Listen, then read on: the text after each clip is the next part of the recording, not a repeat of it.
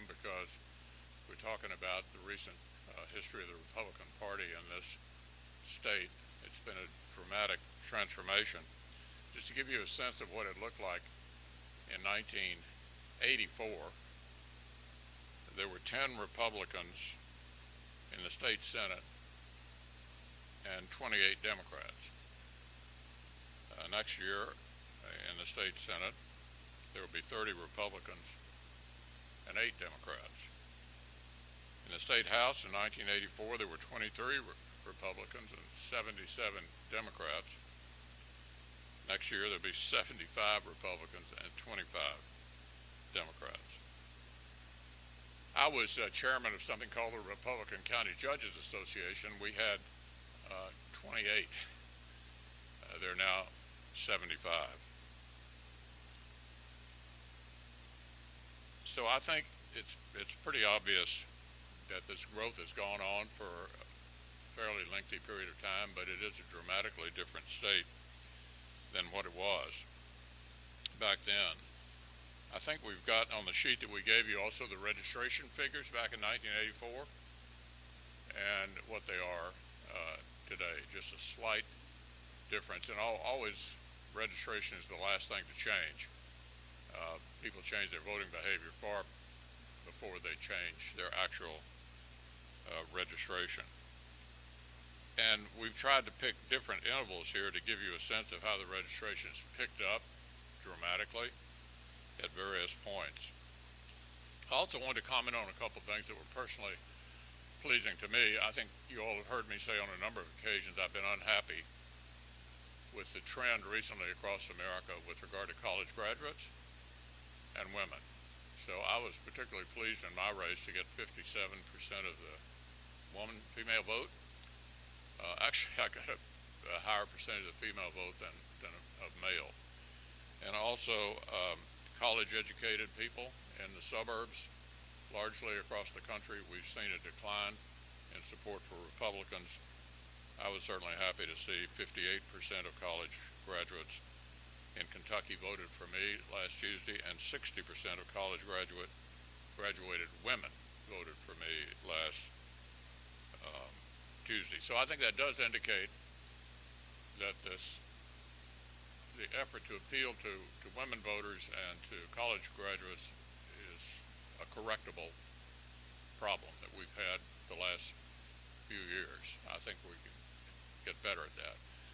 And Speaker Osborne will certainly mention that we did better in the suburbs in our two toughest counties, Jefferson and Fayette. Jason Nemeth got reelected. Ken Fleming won his seat back in Jefferson County, and I think we kept the Stan Lee seat, right, in Fayette. So that's an indication that even in the two toughest counties for Republicans these days, it is possible to appeal to suburban voters.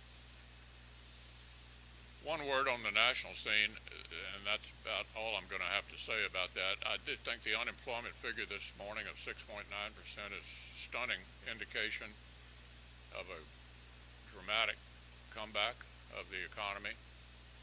That coupled with the gross domestic product growth in the third quarter indicates that our economy is really moving to get back on its feet. That, I think, clearly ought to affect what size of any rescue package we additionally do.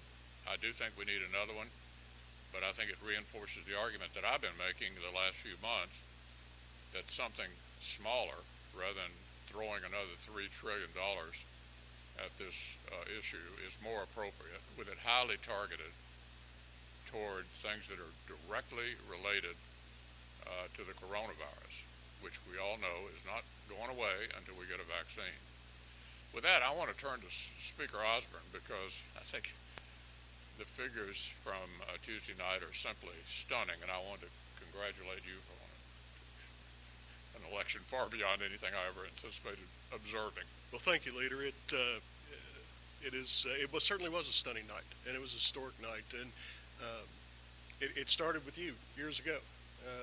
You're the one that had the vision that we could take the majority in the House years ago. and we appreciate all of your efforts on that. It really was an historic night for House Republicans. It appears that we will have 75 members when we come into session in January, which will be certainly the largest number of House Republicans we've ever had, and it'll be the largest majority that any party has had since 1984, when the leader took office.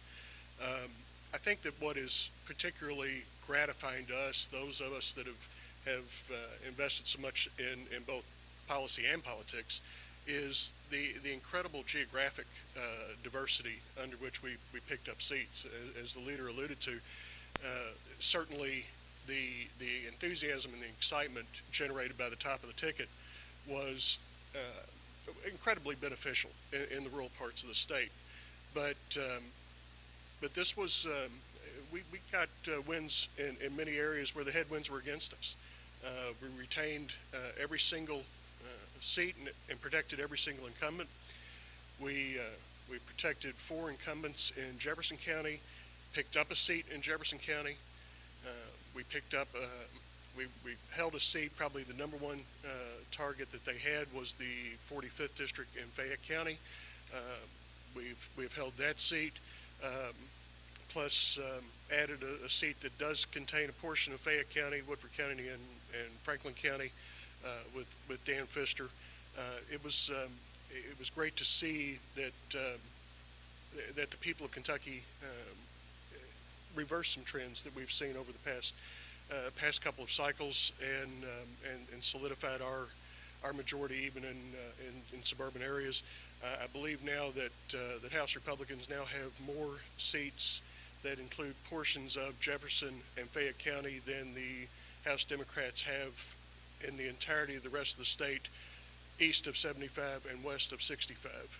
So it was quite an accomplishment, and one that certainly we could have imagined, but did not necessarily anticipate, but are certainly gratified by it. And with that, the guy that even has a little bit bigger margin than we have, President Stivers.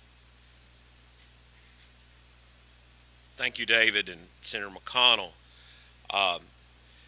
It was a good night and for Republicans, but I want to specifically speak about a couple of things.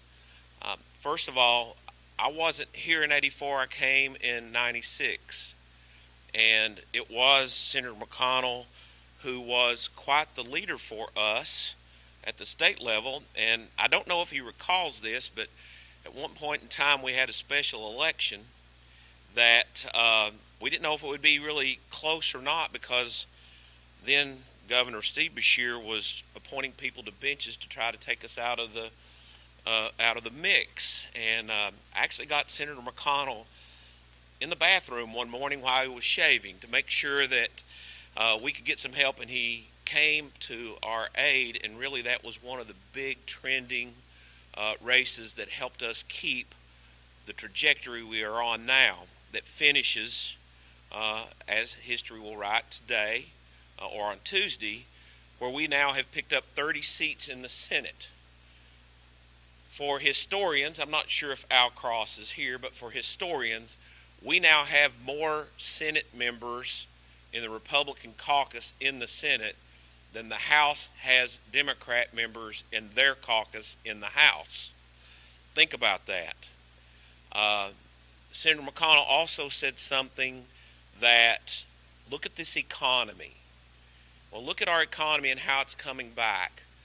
And how this all ties in together is when you look at the change in the House a few years ago, the fact that the Senate has been what it has been since 2000, following directions and my agreement with Senator McConnell that we need to be targeted about what we do, our economy is coming back very strong right now in the state of Kentucky. And the reason, in my opinion, that is because what we did in 2016 in changing the economic dynamics and all the things that you saw with the critical investment that took place over the last 3 years prior to this new administration. That's the difference that this change has made over the last 30 years. in changing the way the state goes forward to where those demographics, Senator McConnell, you talked about voting for you, are now consistently and regularly voting for Republicans across the board in this state. Last, I cannot, saying that one comment about how it has worked, I cannot say enough for David Osborne and his group of how we've been able to talk, discuss, communicate between ourselves for the last 3 years to effectuate and pass these policies. We truly hope that that type of communication we're having will extend over into the executive branch, and he will come to the table to have further discussions with us, or at least start discussing with us what we can do to continue to move this state forward. Because it is clear to me, I think it's clear to everybody up here, that you just look at the map, you look at the returns, you look at the numbers, the state wants to go in a direction that we want to move it in. Senator? Thanks. We're happy to throw it open. Well, I have talked about it. I sent out a tweet this morning that covers my thoughts about the national situation, if that's what you were about to ask.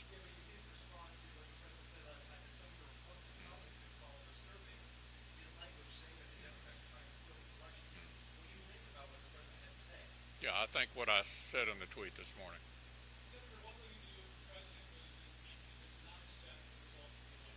I'm not going to answer any hypotheticals about where we go from here. I think this is ultimately going to be decided exactly what I said in my tweet. You're going to have contests. You're going to have court decisions. That's how we settle these kinds of disputes in this country. Have you seen any evidence of voter fraud that the president is talking about? Look, I've already covered the subject. I told you I sent out a tweet this morning which covers my view of where we are. But Senator, the president has made allegations of widespread voter fraud. Have you seen any evidence of this that supports his claims? I told you I have sent out what I want to say today about this situation in the tweet that you all have. Well, I don't feel that's enough. I understand that. I've said what I intend to say about it. Do you believe the president is doing any damage to the process with his comments last night? I've covered the subject already this morning. I don't know how many times you want to keep asking that question. It would be settled, as I pointed out in the tweet, in exactly the way these matters are always settled. What's your relationship with Joe Biden? You used to have a close relationship with the senator. You used to President Joe Biden. Do you vote with him? Well, I'm not going to answer a hypothetical about what it might look like. I'm not certain I'm the majority leader yet. As you all may have noticed, that will be determined in Georgia on January the 6th. And so it makes a big difference whether you are the majority leader or the minority leader, even if you end up in a 50-50 situation. We were there at 50-50 in 2000, and it was uncertain because we hadn't been equally divided in the Senate since something in the 1880s. So Senator Lott, who was the majority leader at the time, and Senator Daschle, who were the Democratic leader at the time, got together and decided to set a precedent for what do you do when you end up in a tie. And it made a lot of sense how they settled it. The vice president breaks the tie. At that particular occasion, Dick Cheney was the vice president, so Daschle became Lott became the majority leader and Daschle the minority leader. So it makes a big difference who wins the 2 seats in Georgia. If the Democrats were to win the 2 seats, Chuck Schumer would be the majority leader, and the significance of that job, as we've discussed before, is the majority leader gets to decide what the agenda is, what you're going to do, what you're not going to do. So this is not yet decided in this overwhelmingly close national election. We had a very good day. Most pundits thought we were going to lose the Senate, but we have not yet actually secured the majority. That'll be determined in Georgia, where we will have 2 runoffs on January the 6th. Do you have faith in the Electoral College? I'm sorry? Do you have faith in the Electoral College? I do, yeah. What discussions have you had with the president over the last number of days? Oh, I talk to him all the time. Have you had any specific conversations with him about the election or anything else the last Yeah, I generally don't report my conversation with the president, but as you know, he's on the phone a lot and we talk frequently.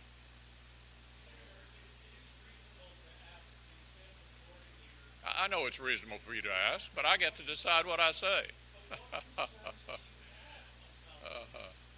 What are your concerns about the president's remarks and the way it might impact your life? Anybody else got a question related to what we were? Senator, can you explain why you feel like I've already explained it. I've already explained it. It won't make any difference how many times you ask. I've already given you my answer. what do you say to Americans who think that they need more from the Senate Majority Leader during this time? Yeah, I say to Americans, take a look at what I had to say this morning.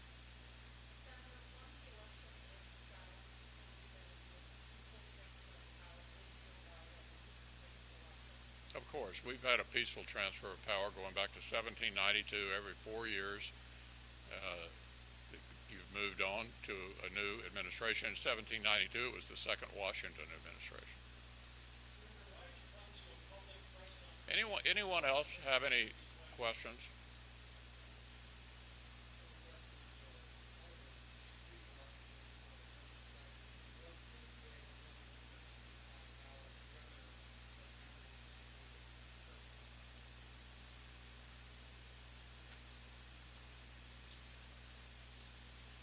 I'm not sure that that I would call it a referendum.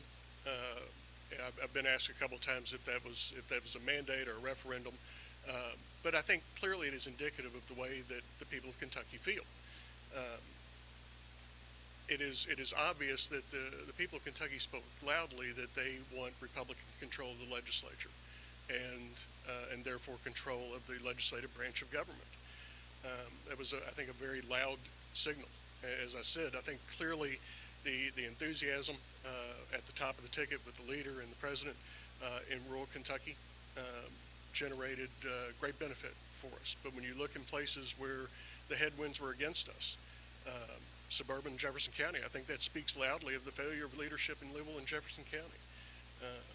Areas, the city of Ashland, the city of Owensboro,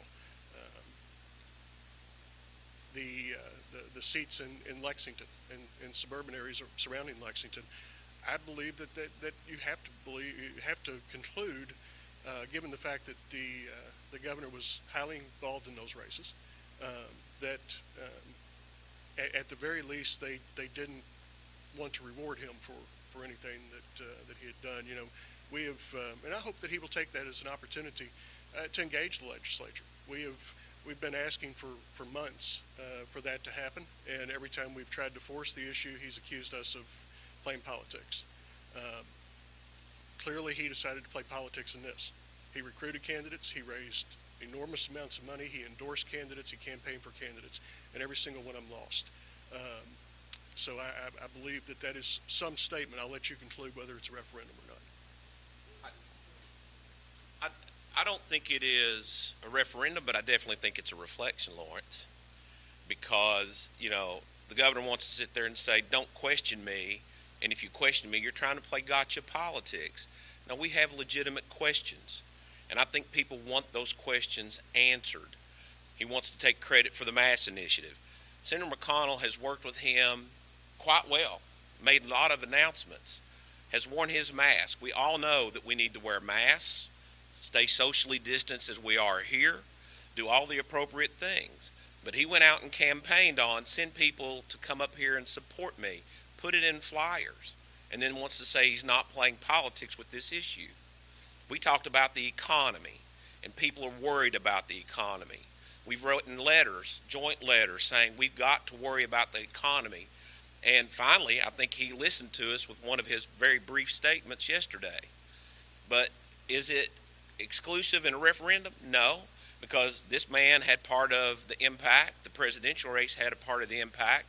But the numbers in and of themselves tell you what the public thinks when the governor sits there and disparages the legislature in front of you, saying, you think I want to work with them? Well, the public spoke pretty loudly. 75% of the House is Republican, 80% of the Senate is Republican.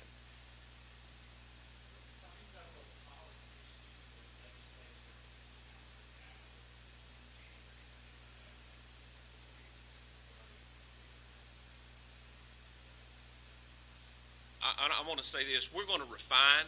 There's no doubt that chief executives of any state or at the federal level need types of powers in emergency. We all agree with that. What's the extent and duration? How do you apply them?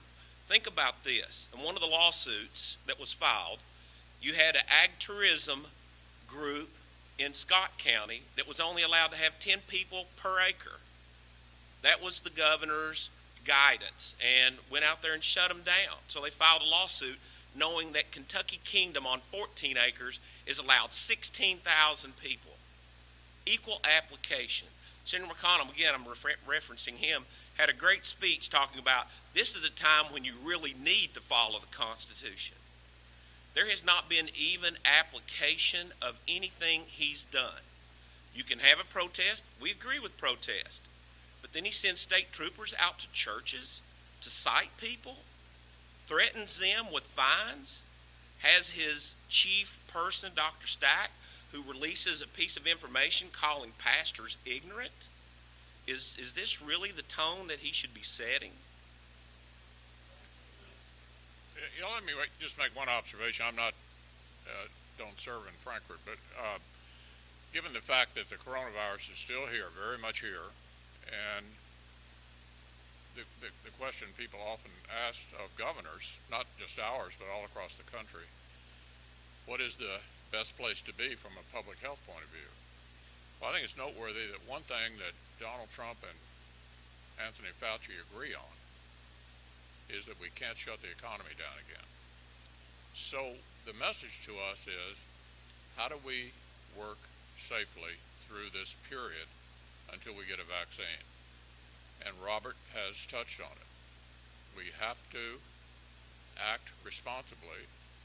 And in the Senate, we've been doing that since the 1st of May by wearing a mask and practice social distancing and trying to prevent the spread. That's all we can do until we get a vaccine, because the economic calamity was dramatic, absolutely dramatic. It also had public health implications. Suicides up, overdoses up, spouse abuse up, child abuse up, lots of bad problems as a result of being cooped up. So I do hope all the governors will think twice before they move in the direction of doing what we did back in the spring, which everybody thought was a responsible thing to do at the time, but we now understand that that was not risk-free either. And we need to work our way through this until we get one or more vaccines, hopefully in the very near future. Do you feel like the system in Kentucky put in place this year to vote was fair? I'd rather let these guys comment on the Kentucky situation. I was making a broad comment about going back to anything close to what we did in the spring. Seems to me to have, in retrospect, been counterproductive, and I think that's what Dr. Fauci now thinks too, because, as I said, he and the president actually agree we shouldn't shut the economy down again. I don't know if you guys want to. My question was about the general election, the way the process took place because of the pandemic, having early voting, more absentee.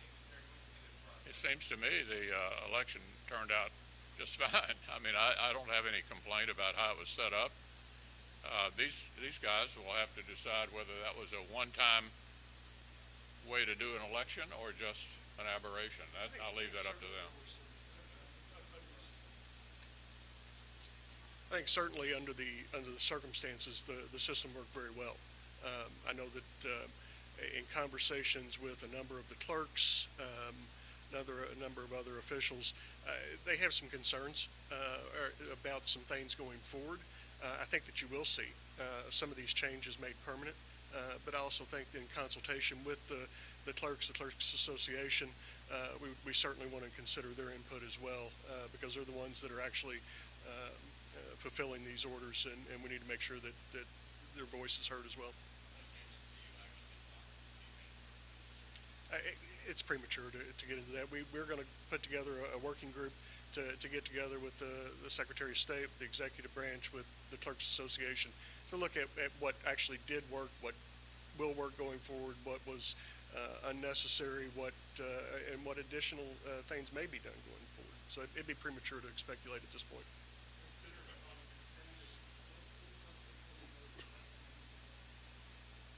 think some degree of early voting is certainly something that we will consider, yes. Okay, thanks a lot.